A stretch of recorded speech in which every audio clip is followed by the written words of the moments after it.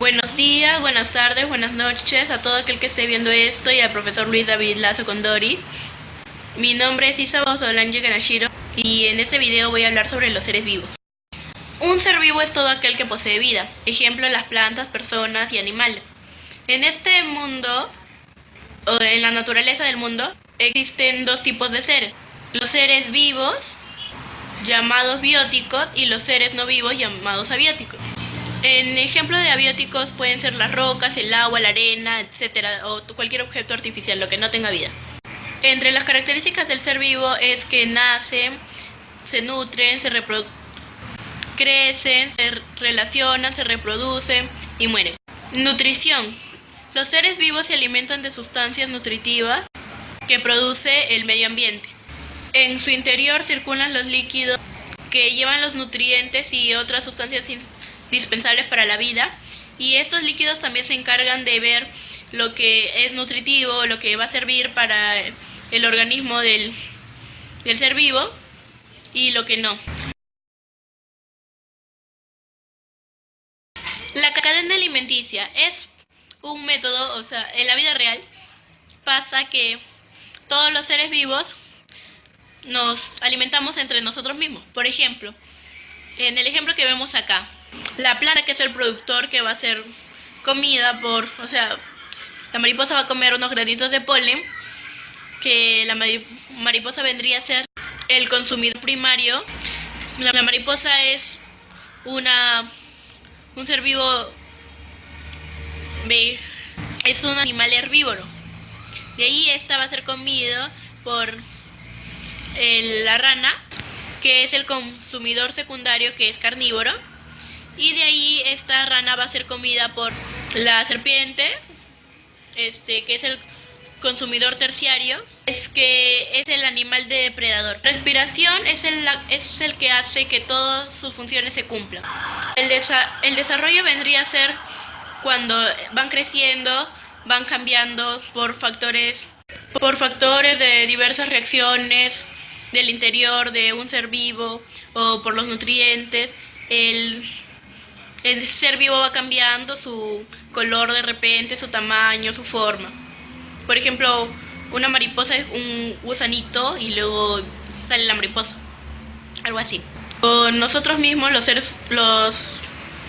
personas, que de bebés a niños, de niños a prepubers, adolescentes, jóvenes, adultos, y luego se envejece, algo así. La reproducción es cuando los seres vivos se juntan, ya sea sexualmente o asexual, que uno nomás fecunda a varios otros de su misma especie, que mayormente pasan en algunas plantas, la reproducción asexual, o en algún... Eso de ahí lo vamos a ver un poco más. La irritabilidad. Los seres vivos reaccionan a estímulos del medio ambiente, ya sea el frío, el calor, la humedad, la luz, el sonido, el olor y la presencia de otros seres vivos. Cuando estos factores varían su intensidad provocan diferentes respuestas entre los animales o las plantas. Por ejemplo, ahí podemos ver que la pupila se abre más a la falta de luz, o que una cucaracha no le gusta la luz, o hay mosquitos que creo que tipo polillitas, algo así, maripositas chiquitas, que todos creo que lo hemos visto, que se prenden en el foco. Son animalitos, insectitos que les atrae bastante la luz. O los girasoles, que ante el sol se van a la dirección del sol. La adaptación es el modo cuando un ser vivo nace en diferentes condiciones, por ejemplo a extremas temperaturas de frío y calor. El ser vivo ya se tiene que adaptar. Por ejemplo, tenemos el oso polar, que se adapta al frío, o los pingüinos también, que también se adaptan al frío, o los camellos, que se adaptan al gran calor que hace en el desierto, igual que la planta del cactus, que ella almacena misma su agua y de ahí y con esa agua ya se va nutriendo, le sobra bastante. Un tipo de adaptación. Otro tipo de adaptación puede ser el color. Por ejemplo, las iguanas cambian de color al sentirse atacadas O también hay peces, por ejemplo el pez globo, que en su modo de defensa saca sus puitas, al igual que el puercoespín en modo terrestre. El movimiento. Los seres vivos se mueven mucho, no solo las personas, los animales, también pueden ser las plantas, que el movimiento es un modo de protegerse o ir de un lugar a otro, en el caso de los seres humanos y los animales, o también para, en los casos de los animales, para encontrarse con su manada, algo así, o ir a buscar comida. Ciclo de vida. Nacen, se alimentan, se crecen, se reproducen y envejecen y mueren. Ahí podemos ver el caso de las personas, de la mariposa, que ella también primero es una oruguita que se va convirtiendo en un capullito y de ahí sale la mariposa. Y también aquí vemos el de la gallina, que sale un huevo, sale un pollito, de ahí viene a ser la gallina o un gallo.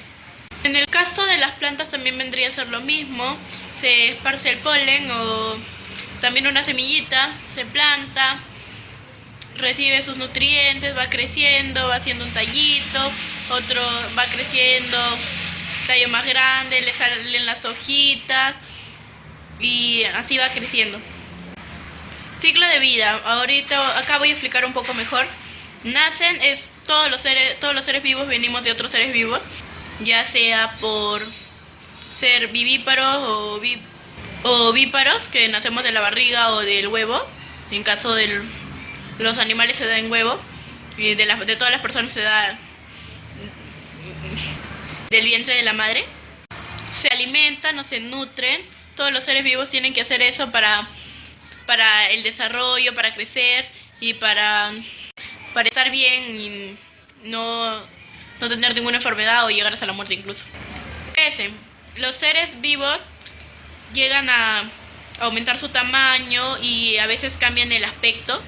Se reproducen. Los seres vivos van a producir otros parecidos a ellos, con su semejanza, por el ADN también que tienen. Mueren. Todos los seres vivos dejan de funcionar o sufren alguna enfermedad y fallecen. Funciones vitales: nutrición, relación y reproducción. La nutrición, como ya lo hemos visto, aquí es donde los seres vivos se alimentan, buscan sus nutrientes. Entre la nutrición podemos tener autótrofa y heterótrofa. Autótrofa es cuando obtienen la energía de la materia inorgánica y la heterótrofa es cuando se alimentan de organismos en estado de descomposición o muertos. Entre el autótrofo, aquí como podemos ver, tenemos la fotosíntesis, que es donde las plantas obtienen su alimento mediante el sol, y la quimiosíntesis o quimiosintéticos, que obtienen la energía de la oxidación de compuestos orgánicos. La nutrición de vegetales vendría a ser la fotosíntesis. La fotosíntesis es el proceso de alimentación de las plantas por las paredes de las plantas. Los árboles y las plantas usan la fotosíntesis para alimentarse, crecer y desarrollarse. Para realizar fotosíntesis se necesita como principal a la clorofila, que es una sustancia verde que contiene las hojas, es el pigmento que le da color a las hojas, y también que es la encargada de absorber la energía del sol para poder realizar este proceso. Este proceso se realiza primero con la absorción. Con la absorción, las raíces de las plantas crecen hacia donde hay agua en busca de los nutrientes y del suelo, del agua. Cuando crece una planta, las raíces absorben las sales minerales y el agua para poder crecer bien. De ahí viene lo que es la circulación, que es cuando todos los minerales y el agua absorbida se van por el tallo a pasearse por las hojas y esto. Ahí se nutre. De ahí viene la fotosíntesis, que se realiza en las hojas que se orientan a la luz. La clorofila de las hojas atrapa la luz del sol. A partir de la luz del sol y el dióxido de carbono se obtiene la savia bruta. Se transforma la savia bruta a savia elaborada, que vendría a ser el alimento de la planta. Además, la planta, mediante este proceso, ella se queda con el dióxido de carbono y nos bota oxígeno, que eso nos sirve para nosotros los seres, las personas, para poder vivir. La respiración de las plantas, como ya les había dicho, es que ellas toman el CO2, que vendría a ser el dióxido de carbono, y botan el oxígeno. La nutrición en animales. Los animales, igual que nosotros, necesitan energía para vivir. Nosotros también, porque somos animales racionales, necesitamos la energía para vivir. Pero esto no se puede tomar del sol así como lo hacen las plantas. Los animales somos el ejemplo. Los animales son y las personas somos el ejemplo de la nutrición heterótrofa, que nosotros, las personas y los animales, tenemos que buscar nuestro propio alimento. Y acá nosotros, mientras nos alimentamos, el sistema que actúa es el sistema digestivo. Aquí podemos ver el ejemplo de una gallina, que en la boca, por la lengua, pasan los alimentos, por el esófago. Los dientes son los que ayudan. En nuestro caso de las personas, los dientes son los que nos ayudan a pasar la comida mejor. En cambio, ellos comen en cantidades más pequeñas. Aquí en el ejemplo del gallo, es la boca, la lengua, pasa por el esófago, de ahí pasa por el buche, el proventículo, la molleja. De ahí los nutrientes también van pasando al pan, a la vesícula biliar y al hígado. De ahí lo que ya no sirve se va pasando por el intestino delgado para poder botar en heces, como también botan los animales, lo que no sirve, y quedarse con lo que lo nutre.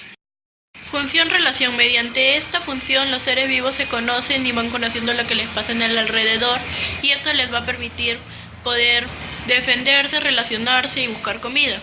También hace reproducirse. Comunicación entre los seres vivos. Ningún ser vivo puede vivir sin saber lo que le pasa a su alrededor, ya que necesita buscar alimento, fabricarlo buscarlo, obtener el alimento, relacionarse, reproducirse, defenderse y elegir dónde quiere vivir, las condiciones favorables, ¿no? Así que esta función permite que el ser vivo pueda descubrir lo que hay alrededor de su medio ambiente. Los animales se pueden comunicar de diferentes maneras, de forma visual, sonora, olfativa o táctil.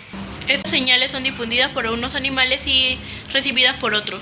La información obtenida son los estímulos que pueden ser captados por los otros animales. Un ejemplo podría ser el perro cuando olfatea a otro perro, y ahí están conociéndose, sabiendo un poco de cada uno así. Aquí en las imágenes podemos ver al ejemplo de los perros, también en los cardúmenes, en los peces también ahí se van relacionando, y también con eso sirve para poder defenderse.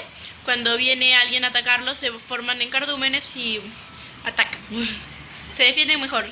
O también nosotros las personas, cuando nos relacionamos para poder obtener algo, un trabajo, algo así. Es algo que todos los seres vivos, las personas y animales, lo obtienen. La relación entre vegetales. Los vegetales no son capaces de poder moverse, pero sí sienten todo, pero sí son capaces de detectar cambios en el ambiente. Son capaces de detectar el cambio en el ambiente, en lo que sucede, en el ambiente en el que viven, y reaccionan ante él de una forma adecuada. Las respuestas que emiten ante los estímulos son tropismos, que son movimientos por crecimiento desigual de los órganos vegetales. Fotopismo, movimiento de las hojas hacia la luz. Geotopismo, movimiento de la raíz hacia el suelo o del tallo en sentido opuesto del suelo. Nastias, que son movimientos sin dirección que se repiten cada cierto tiempo. Aperturando y cierre de las flores cada 24 horas. En 24 horas. Movimiento de contacto, cuando los órganos de una planta rozan con un objeto y se mueven. Movimiento cierre de las hojas de las plantas carnívoras, cuando el insecto toca las hojas. Y la fotoperiodicidad, que es un movimiento coincidente con distintas épocas del año en función de la duración de la luz del sol, que ahí se viene a dar la floración y la caída de las hojas. Función de la reproducción. Aquí es donde los seres vivos tienen otros seres vivos. Se da lo que es la reproducción asexual, que aquí solo interviene un solo individuo, que es muy rápida y produce gran cantidad de descendientes.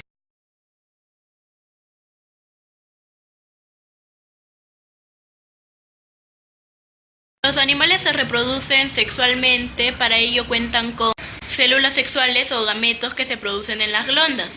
Estas células vendrían a ser los óvulos femeninos y los espermatozoides, que son de los masculinos. Estas dos células sexuales se juntan y con esto se obtiene el cigoto.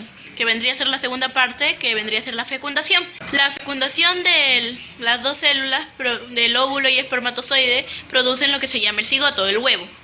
Esta fecundación se puede dar dentro de la madre, o sea, vivíparamente, que sale del vientre de la madre, que ahí todo se forma, o también se puede dar al exterior en un huevo, por ejemplo la gallina, las ranas, etcétera, y en caso del vientre de la madre, la vaca, la jirafa, el elefante, las personas, etcétera.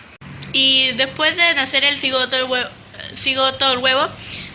el huevo, la unión de estos dos, el cigoto, en el vientre o fuera del vientre, vendría a verse que es muy parecido a los padres en algo, o sea, es la fusión entre ellos dos. No se puede parecer al padre como a la madre, pero así mitad mitad. Los animales, como ya le he dicho, y acá lo vuelvo a repetir para explicar, los vivíparos salen del vientre de la madre y los ovíparos salen del huevo. Vivíparos puede ser jirafa, perro, gato, cerdo, elefante, etcétera.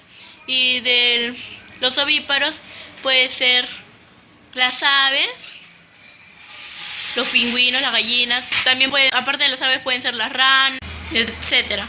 La reproducción sexual en las plantas sin flor. En las plantas sin flores, como vemos acá, que solo son hojas, la reproducción se da mediante dos ciclos. Una fase sexual que forman los gametiófito y otra asexual, una parte sexual que forma gametos, gametiocitos, y otra asexual que forma esporas, esporofito. Una vive siempre a expensas de la otra. En los musgos, la fase dominante, la que vemos en los campos, es la fase que forma los gametofito. La fase esporocito dura poco y se seca rápidamente.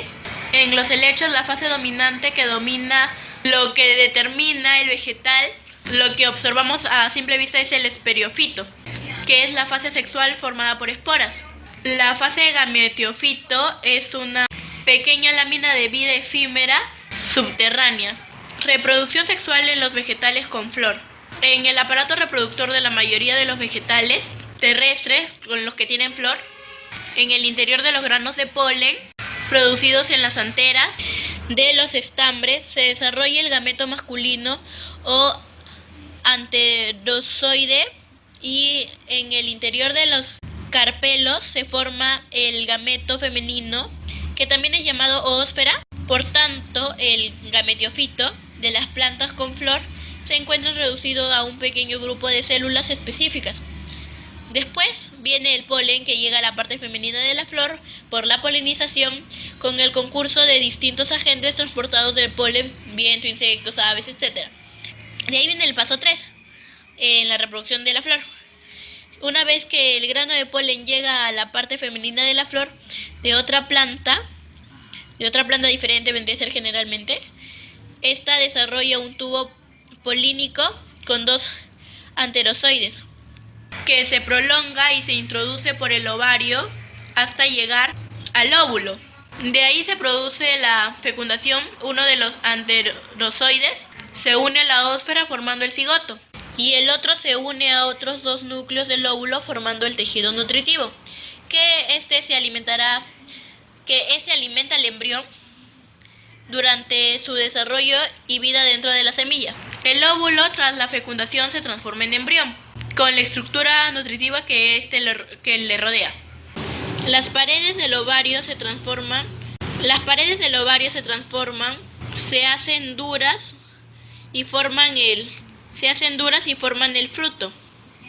Ese fruto, con diversas formas de dispersión, se suelta cuando está maduro, de las semillas que se diseminan por el viento, agua, insectos, aves, etc. Y produce de nuevo una planta adulta. Como aquí podemos ver las partes de la planta: estigma, antera, estilete, filete, el ovario, el óvulo donde sale el fruto, los pétalos, la sépala y el receptáculo. Clasificación de los seres vivos. Se clasifican en 5 reinos: reino animal o animalia, vegetal, reino fungi, reino protista y el reino monera. El reino animal está formado por todos los animales. Son seres vivos con células eucariotas, es decir, sus células forman tejidos. Son seres heterótrofos, es decir, se alimentan de otros seres vivos. Aquí es lo que se produce la llamada cadena alimenticia. Casi todos son capaces de movilizarse, tienen un sistema nervioso y órganos de los sentidos, por eso reaccionan rápidamente a los sentidos, a los estímulos que captan. La primera clasificación del reino animal es vertebrados e invertebrados. Los vertebrados son aquellos que tienen columna vertebral. Se clasifican en mamíferos, aves, peces, reptiles y anfibios. Por ejemplo, el tucán, una ave, la jirafa, un mamífero, la vaca, otro mamífero, un reptil, un cocodrilo, un anfibio, una rana, un pez, el atún. Y vertebrados son aquellos que no tienen huesos ni columna vertebral. Pero, por ejemplo, en el caracol hay una parte dura que es su caparazón. Se clasifican en antropódos, equinodermos, gusanos, moluscos, celenteros, poríferos, insectos, etc. Por ejemplo, tenemos el caracol, la estrella de mar, la medusa, las esponjas, etc. El reino Plantae, o reino vegetal, son aquellos, su característica es son autótrofos, fabrican su propio alimento a través de la fotosíntesis, no pueden desplazarse de un lugar a otro, no tienen sentidos, aunque responden a ciertos estímulos. El reino vegetal se divide en dos, en las plantas con flores, que también son llamadas las angiospermas. Estas plantas tienen femenino y masculino, y el otro vendría a ser las plantas sin flores, o también llamadas briófitas, que son las plantas que como no tienen flores, o sea, no se reproducen. Por ejemplo, los musgos o los helechos. Reino fungi se considera como un reino aparte. También es considerado como el reino entre los animales y las plantas. Se pueden encontrar, lo más común es por el suelo o entre los trozos de madera, o también en alimentos de descomposición. Se alimentan con restos de seres vivos, es decir, no forman su propio alimento. Por ejemplo, se alimentan de otras plantas como plantas en descomposición o plantas en mal estado. Reino protoctista o reino protista. En este reino hay muchos grupos heterogéneos formados por células eucariotas que son formados por un núcleo definido. Estas células tienen compartimiento. Se dividen en protozoos y algas rojas y pardas o café.